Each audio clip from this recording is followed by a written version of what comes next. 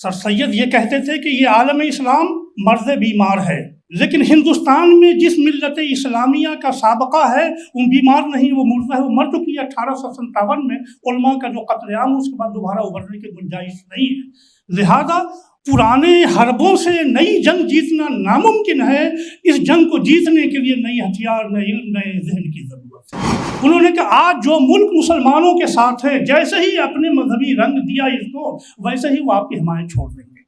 اور میں نے اپنی آنکھوں سے دیکھا ہے ابھی چیچنیا کے اندر، چیچنیا کی جب جنگ لڑی گئی اور جتنا ظلم رشین نے کیا، امریکہ ان کے ساتھ رہا۔ جیسے ہی انہوں نے مذہبی رنگ دیا، امریکہ الگ ہو گیا اور رشیا نے ان کو جو سبق سکھا دیا۔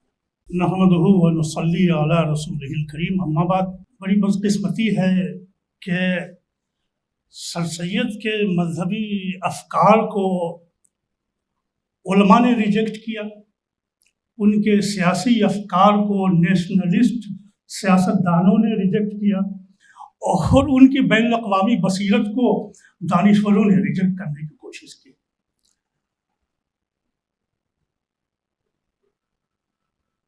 ہندوستان کے پہلے وزیر اعظم پنڈت جواہر لال نہرو نے جب اپنی خود نوشت سوانح اینڈ بایوگرافی کے نام سے لکھی تو سر سید کے متعلق انہوں نے یہ کہا کہ سر سید کی سرگرمیاں گوت و اعتدال پسندانہ تھیں، مگر ان کے قدم انقلابی تھے۔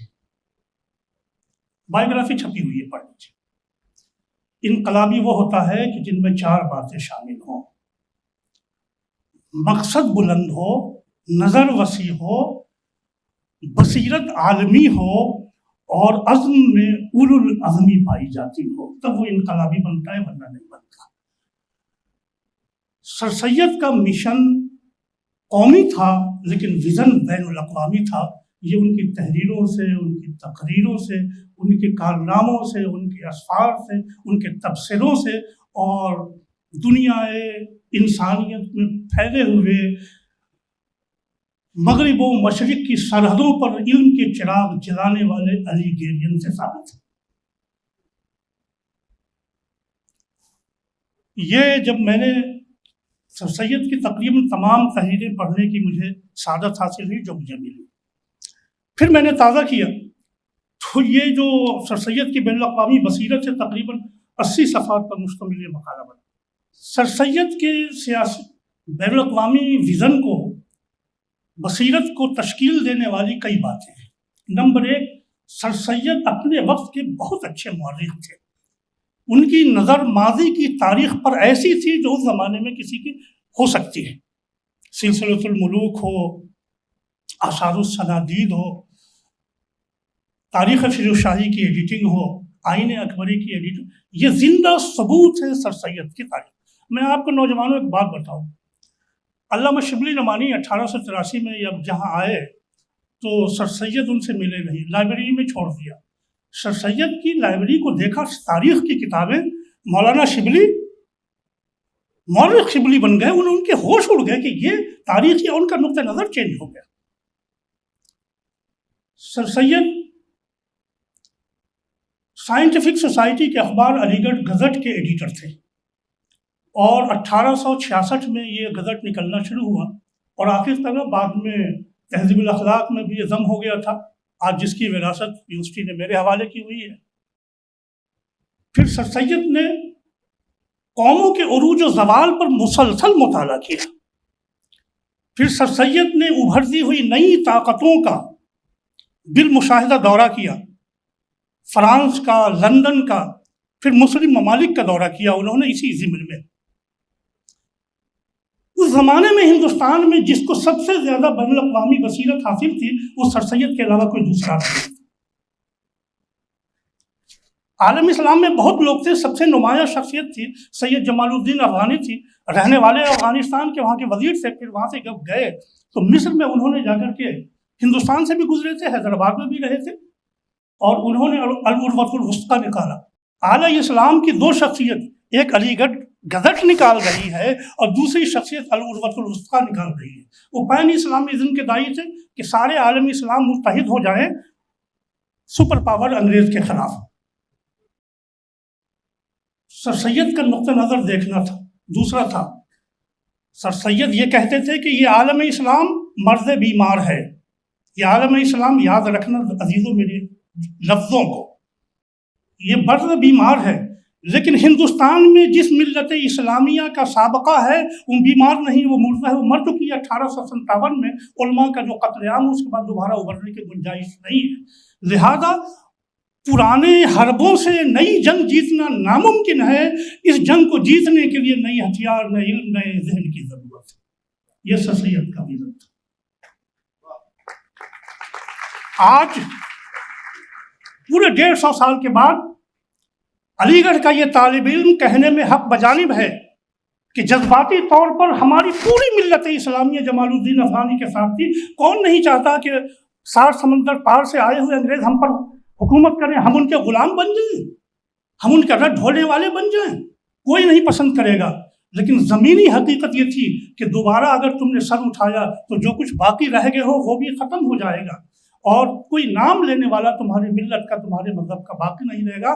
عقل کے ناخن لو اور جینے کے نئے راستے اختیار کرو. جمال الدین افغانی کا حشر وہ ہوا جو بلقان کی جنگ میں 1912 میں پورے یورپ کو رشیا نے ختم کر دیا، اور بالآخر 1924 کے اندر جا کر کے تمہاری خلافت عثمانیہ جو ملت کی سب سے بڑی سپر پاور کہلاتی تھی دم توڑ گئی، اور اقبال کو کہنا پڑا کہ چاک کر دی ترک نادا نے خلافت کی قبا، سادگی اپنوں کی دیکھ اوروں کی عیاری دیکھ. لیکن سر سید نے جو تحریک چلائی، وہ ناقدین جو زمانے میں سر سید کو کشتان، کافر، ملحد، مڑوڑی ہوئی مرغی کھانے والے، انگریزوں کا کپڑا پہننے والے، ان کی غلامی کی طرف دعوت دینے والے سارے الزامات لگائے. لیکن آج سب یہ کہہ رہے ہیں کہ اگر یہ سر سید کا ویژن نہ ہوتا تو ملت اسلامیہ کا حشر وہ ہوتا جو افغانستان کا ہوا، جو فلسطین کا ہوا، اور جو روسی ممالک میں مسلمانوں کا ہوا.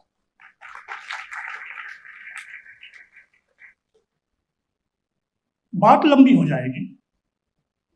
سفینہ چاہیے اس بحر بے قرار کے لیے.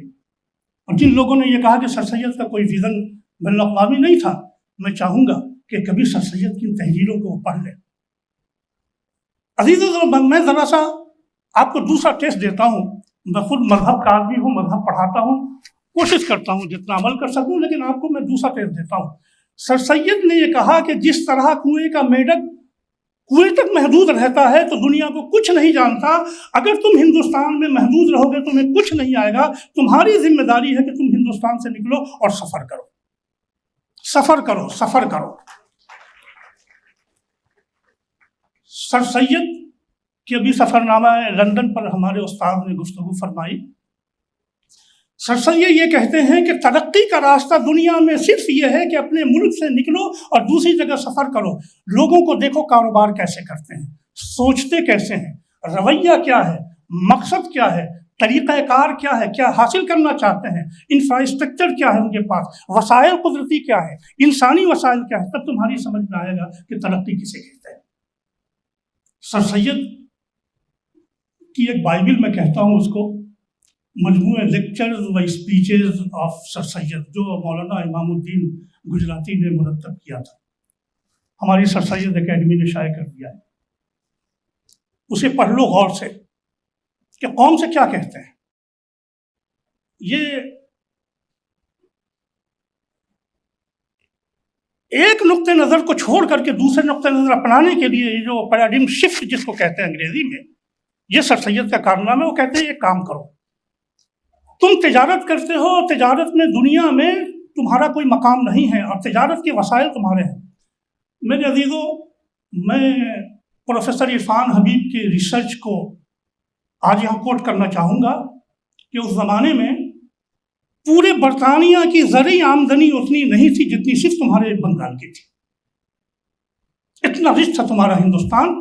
لیکن ہوا کیا کہ ایسٹ انڈیا کمپنی نے آ کر کے تمہارے وسائل پہ کیپچر کر لیا اور پورے ہندوستان کے اندر اپنے مراکز بنا دیے. تمہارا خام سامان لیتے تھے، وہ باہر جا کے بیچتے تھے، وہ سیٹ ساہوکار ہو گئے اور تم غلام رہ گئے، اور اس کے بعد خود تم کو سیاسی غلامی میں مبتلا کر دیا.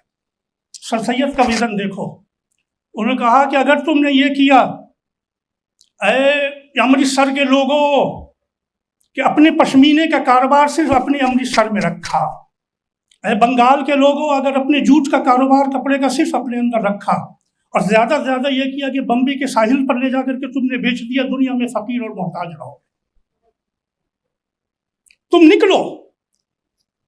الفاظ میں کوٹ کرتا ہوں، سر سید کے مقالہ حاضر ہے، انہوں نے کہا کہ تم لندن جاؤ اور تمہارے آرس کمپنیاں کا مرکز وہاں بنے، تم پیرس جاؤ اور تمہارا مرکز وہاں بنے، تم لیڈن جاؤ تمہارا مرکز وہاں بنے، تم اٹلی جاؤ تمہارا مرکز۔ جب تک تم یورپی ملکوں میں جا کر کے اپنی مصنوعات کو نہیں بیچو گے، کاروبار کے اندر فقیر رہ جاؤ گے، اور جب وہاں پہنچو گے تم دیکھو گے کہ دنیا کی ترقی میں تمہارا حصہ کتنا بڑا ہے۔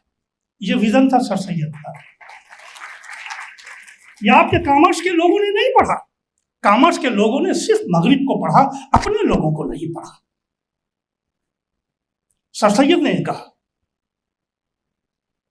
کہ دیکھو یہ زمانہ محنت و مقابلے کا ہے، آج جو چیزیں تم 4 آنے کی بیچتے ہو، مغرب میں جا کر کے دیکھو کہ وہی سامان کتنے کا ملتا ہے، پھر ان کا مقابلہ کرو بیٹھ کر کے، اور یہاں اگر کچھ سامان کو اگر اس سے بہتر دے سکتے ہو، سستا دے سکتے ہو، تو تم مغرب کی مارکیٹ کو پیٹ سکتے ہو۔ یہ سر سید کا ویژن تھا کہ صنعت و حرفت کے اندر تمہارے اندر جو صلاحیتیں ہیں، بہت صلاحیتیں ہندوستان میں، آپ یہ دیکھیے کہ یہاں کے جو کاروباری وہ جو ریشم کے کپڑے بناتے تھے، وہ انگوٹھیوں کے اندر رکھ کر کے جو چلے جاتے تھے، یہ ہنر تھا۔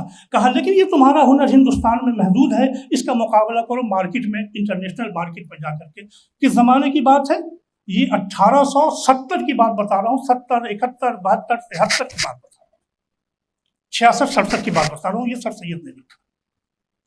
آگے بڑھیے، سر سید نے یہ کہا کہ دیکھو آگے بڑھنے کے لیے صرف پرانی ہتھ کڑگھے والے کام سے نہیں چلے گا، جو مشینیں آ رہی ہیں، جو ذہن آ رہا ہے، جو تعلیم آ رہی ہے، تربیت آ رہی ہے، اس کو حاصل کرو۔ مراد آباد میں تقریر کی سر سید نے زراعت کے اوپر، دلچسپ ایگریکلچر کے اوپر، اور سر سید نے کہا کہ دیکھو ایگریکلچر کے جو طریقے ہمارے یہاں موجود ہیں اس میں فاسٹ چینجنگ آ رہی ہے، تبدیلی آ رہی ہے، ہماری ذمہ داری ہے کہ ہم ان کو سیکھیں اور ان کو آگے بڑھائیں۔ سر سید نے جب لندن کا سفر کیا، وہ مصر پہنچے۔ جب مصر پہنچے ہیں سر سید، تو انہوں نے گاڑی لی اور ٹہلنے کے لیے گئے۔ انہوں نے دیکھا مصر میں آبپاشی کا جو نظام ہے، میں نے خود دیکھا ہے اسے، کہ پانی آ رہا ہے اور اس کو اوپر کیسے لے جائیں۔ پہاڑی علاقے میں تو ایک چھکڑا لگاتے ہیں اور وہ پانی اچھال دیتا ہے، وہ پانی اوپر جاتا ہے۔ سر سید نے پورا آبپاشی کا نظام دیکھا اور یہ کہا کہ ہندوستان میں ہم تو یہ کرتے ہیں کہ ایک اچھال کر کے ڈبے سے اس سے پانی کھیتوں میں اونچی جگہ پہنچتا ہے، یہ سسٹم اختیار کرنا چاہیے۔ تو ہندوستان کے لوگوں کو مصر کے آبپاشی کے نظام سے انہوں نے متاثر کرایا۔ سر سید بارسل گئے ہیں فرانس میں، انہوں نے وہاں کی عمارتوں کو دیکھا اور یہاں سے عدن سے گزرے تھے، یعنی ان کا جہاز پہلے عدن گیا تھا جو یمن کا حصہ ہے، جہاں سے حاجی جاتے تھے۔ انہوں نے دیکھا کہ یہاں جتنے مسلمان ہیں کتنے گندے، ان کے قہوہ خانے، یہاں صفائی کا انتظام نہیں، سڑکیں گندی، تھوک پھینکے ہوئے ادھر لوگ، جیسے ہمارے یہاں کے لوگ غیر مہذب میڈیکل کالج میں آتے ہیں، سفید عمارتوں کو اپنے پان کی پیک سے لال کر دیتے ہیں۔ تو اس زمانے میں پانی کی پیک تو نہیں تھی، لیکن اسی طرح گندگی سر سید نے وہاں پائی۔ بہت غصہ ہوئے، کہ یہ کوئی تہذیب اسلام اس لیے آیا تھا۔ جب بارسل میں گئے وہ، انہوں نے دیکھا کہ یہاں پہ فرانس کے اندر اتنی صفائی، دکانوں کے اندر، مکانوں کے اندر صفائی کرنے والے، سڑکوں کے اندر، تو کہنے لگے کہ یورپ کے لوگ جتنے اجلے ہیں اتنے ہی ان کا ماحول اجلا ہے، اور جتنے ہمارے مسلمان بھائی ان کی ذہن پراگندہ ہے، ان سے زیادہ ان کے کپڑے، دکان اور مکان گندے ہیں۔ یہ سر سید نے توسیع کیا۔ سیکھا کیا سر سید کہ دوسری قوموں سے کیا سیکھنا ہے؟ سر سید نے جب وہ لندن گئے، جیسا کہ ابھی آپ کے سامنے یہ بات آئی، انہوں نے ادھر ادھر میں وقت نہیں لگایا، انہوں نے یہ دیکھا کہ پل کیسے بنتے ہیں، درسگاہیں کیسے بنتی ہیں، نظام تعلیم کیا ہے، سسٹم کیا ہے، کیسے لوگ آگے بڑھتے ہیں، آئی ایس کا نظام کیا ہے، ایڈمنسٹریشن کا نظام کیا ہے، سر سید نے سیکھا اور خطوط لکھتے رہے۔ یہاں وہ راجا جے کشن داس کو لکھا انہوں نے، اور سوسائٹی کے دوسرے افراد کو انہوں نے لکھا کہ یہ ہم نے دیکھا۔ ایک خاص بات جو سر سید نے کہا کہ دیکھو زندہ قومیں کون ہوتی ہیں جو اپنے بلبوتے پر نظام قائم، لڑکیوں کا اسکول دیکھا انہوں نے، عورتوں کا اسکول جو عورتیں چلاتی تھیں، خاص بات یہ تھی کہ عورتوں نے اپنی پبلک سے چندہ کیا اور نہایت نفیس قسم کے اسکول چلائے. وہاں کے لوگوں نے حکومت سے کوئی مدد نہیں لی. لکھا اور بہت سخت لفظوں میں لکھا ہندوستانیوں کو، تم بزدل ہو، کم ہمت ہو، ہر کام کے اندر برٹش گورنمنٹ کو کہتے ہو کہ وہ آگے کرے. تمہارے بچوں کو پڑھانا بھی ہے تو حکومت ہی آگے پڑھے، تم خود کچھ نہیں کر سکتے، ہاتھ پہ ہاتھ بنے ہوئے ہو، مردہ ہو. بعض ایسے الفاظ بھی استعمال کر دیے سر سید نے جو اب ہم نہیں استعمال کریں گے. کہ یہ حوصلہ، یہ ولولہ دوسروں سے سیکھنا. آگے سر سید نے ایک بات اور کہی جو میں آج آپ کو بتانا چاہتا ہوں. سر سید نے لندن میں وہاں کے پروفیسروں سے اور وہاں کے دانشوروں سے مل کر کے علوم کی ایک فہرست بنائی، اور آپ دیکھیں تو یہ تقریباً 30 کے آس پاس یہ علوم ہیں. جغرافیہ سے لے کر کے اور سائنس سے لے کر کے سارے علوم کی فہرست بنائی، ان کی کتابیں بنائیں. سر سید نے یہ منصوبہ بنایا کہ ان کتابوں کا ترجمہ اردو میں کر دیا جائے تاکہ ہم ہندوستان کے اندر مسلمانوں میں ایک ایجوکیشنل انقلاب، ریولوشن پیدا کر سکے. یہ سر سید منصوبہ، اور بہت سی کتابوں کا ترجمہ ہوا جو یہاں سائنٹیفک سوسائٹی کے ذریعے کیا گیا. سر سید نے 20 سال یہ تجربہ کیا ہے. اس فیلڈ کے ایکسپرٹ شاہد قدوائی صاحب موجود ہیں. 1866 میں یہ انسٹیٹیوٹ گزٹ کا اخبار جاری ہوا تھا، اور 84-85 کے اندر سر سید نے ایک لیکچر دیا. انہوں نے کہا کہ میں نے 20 سال کے تقریباً اس پہ غور کیا کہ یہ تجربہ کیا کہ ترجمہ اگر ہو جائے تو ہماری قوم تعلیم یافتہ ہو سکتی ہے، سائنس میں آگے بڑھ سکتی ہے. لیکن جو بات کہی وہ میں آپ کو سنانا چاہتا ہوں. ان کا وہ زمانہ وہ تھا کہ جب سائنس اور ٹیکنالوجی کا جو ڈیولپمنٹ تھا اتنا فاسٹ نہیں تھا. آج روزانہ نظریات بدل رہے ہیں. آج ایک کتاب کا ترجمہ کیا، معلوم ہو کہ کل آؤٹ آف ڈیٹ ہوگی، ہمارا پیسہ چلا گیا، ترجمہ چلا گیا، چھاپا خانہ سب کچھ چلا گیا. اس کی ضرورت نہیں ہے. پیور سائنس کی جو کتابیں ہیں ان کو انگریزی میں پڑھاؤ. اب میں آخری نقطے کی طرف اس کے آتا ہوں جو سر سید کا جواب سنیے صاحب، اور علی گڑھ کے بچوں سنو، تاکہ ہمارے بچے انگریزی سمجھنے کی اہلیت پیدا کریں، بولنے کی اہلیت پیدا کریں. سید نے کہا کہ دیکھو، کسی بھی قوم کی جو تعلیم ہے اس کی ایک زبان ہوتی ہے. ان کا قرآن و حدیث ہے، اس کی ایک زبان ہے عربی. اگر قرآن و حدیث سیکھنا چاہتے ہو تو عربی زبان سیکھو. ان کا کہ سعدی، خیام، فردوسی، اس کی ایک زبان ہے فارسی. اگر ان کو سمجھنا چاہو تو فارسی سیکھو. کہ سائنس کی اس زمانے میں ڈیولپمنٹ کی زبان ہے انگریزی. جب تک انگریزی نہیں سیکھو گے سائنس اپنی اوریجنلٹی کے ساتھ تمہارے پاس نہیں ہے. کیا ویژن تھا سر سید کا. اور جو آگے کی بات ہے وہ تو بہت دلچسپ ہے. انہوں نے کہا یاد رکھنا آنے والے زمانے میں بین الاقوامی زبان انگریزی زبان ہوگی. عجیب بات ہے جو سر سید کہتے ہیں. آنے والے زمانے میں ملکوں کی جو زبان ہوگی وہ انگریزی زبان ہوگی. سر سید نے کہا کہ مشرقی سمندروں میں تاجروں کی جو زبان ہوگی وہ انگریزی زبان ہوگی. انہوں نے ایک مثال دی. ان کا اس وقت بھی ہندوستان میں کلکتہ کے پورٹ پہ، مدراس کے پورٹ پہ اور بمبئی کے پورٹ پہ جو ٹرانزیکشن کی زبان ہے، لین دین کی زبان ہے، وہ انگریزی بن گئی.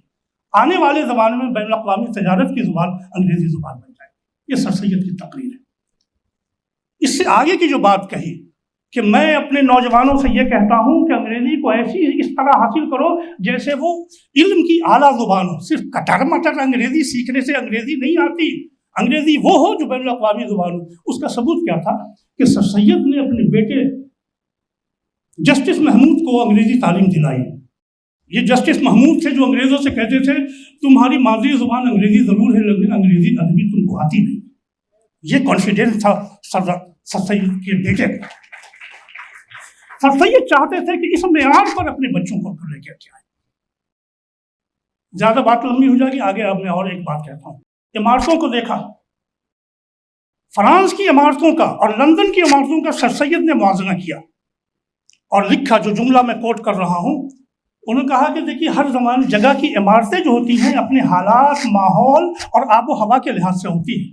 اس لحاظ سے ہمارے یہاں کمی ہے ڈیزائننگ میں. انجینئرنگ کالج کے اساتذہ اس پر غور کریں سر سید کی بات پہ.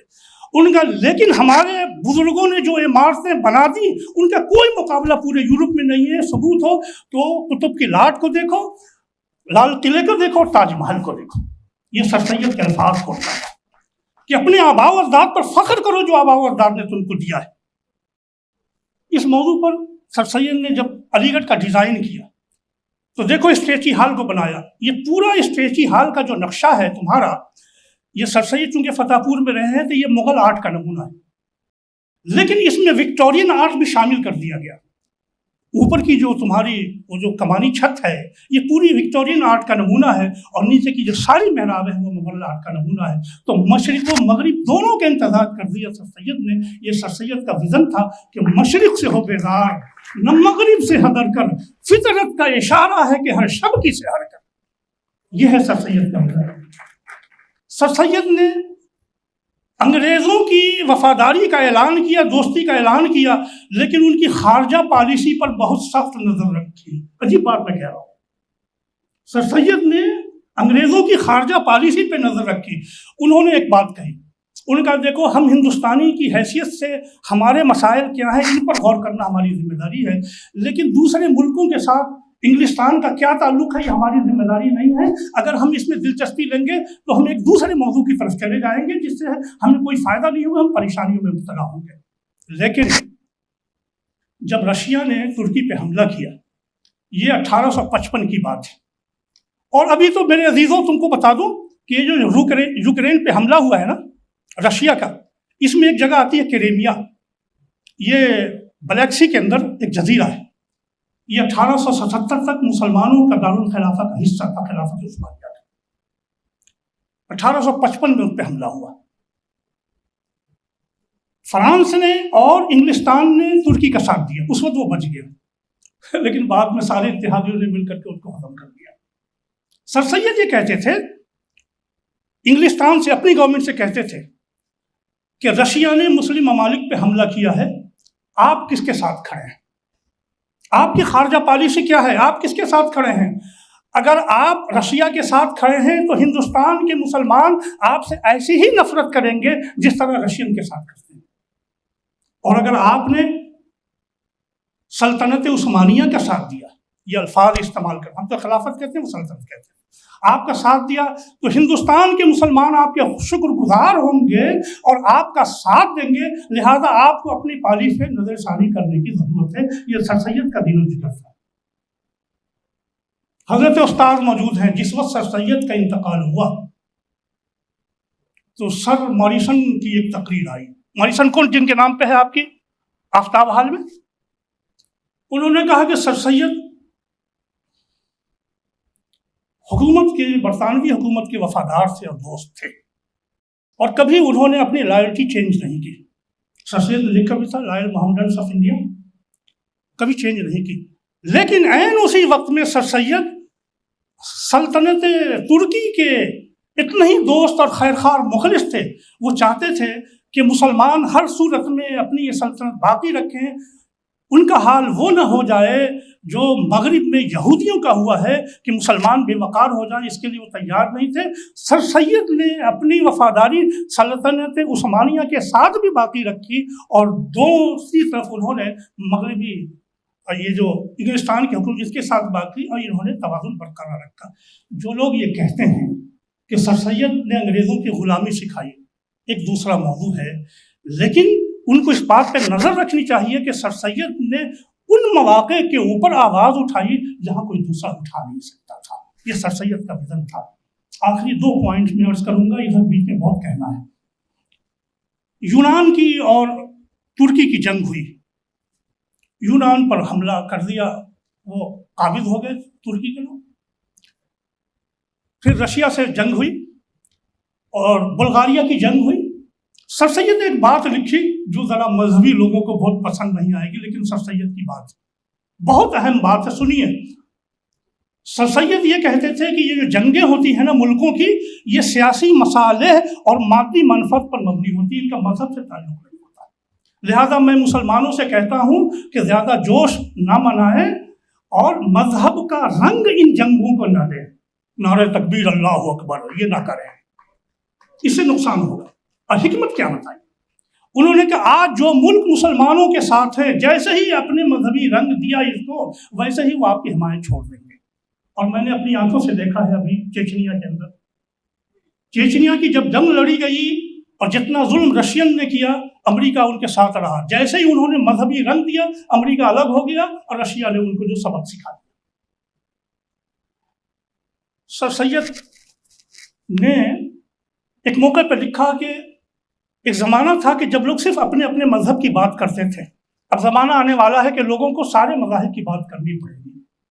سر سید نے اپنی تقریر میں کہا کہ جس طرح ہمارے بزرگوں نے مختلف مذاہب پہ گفتگو کی تھی اس طرح کریں.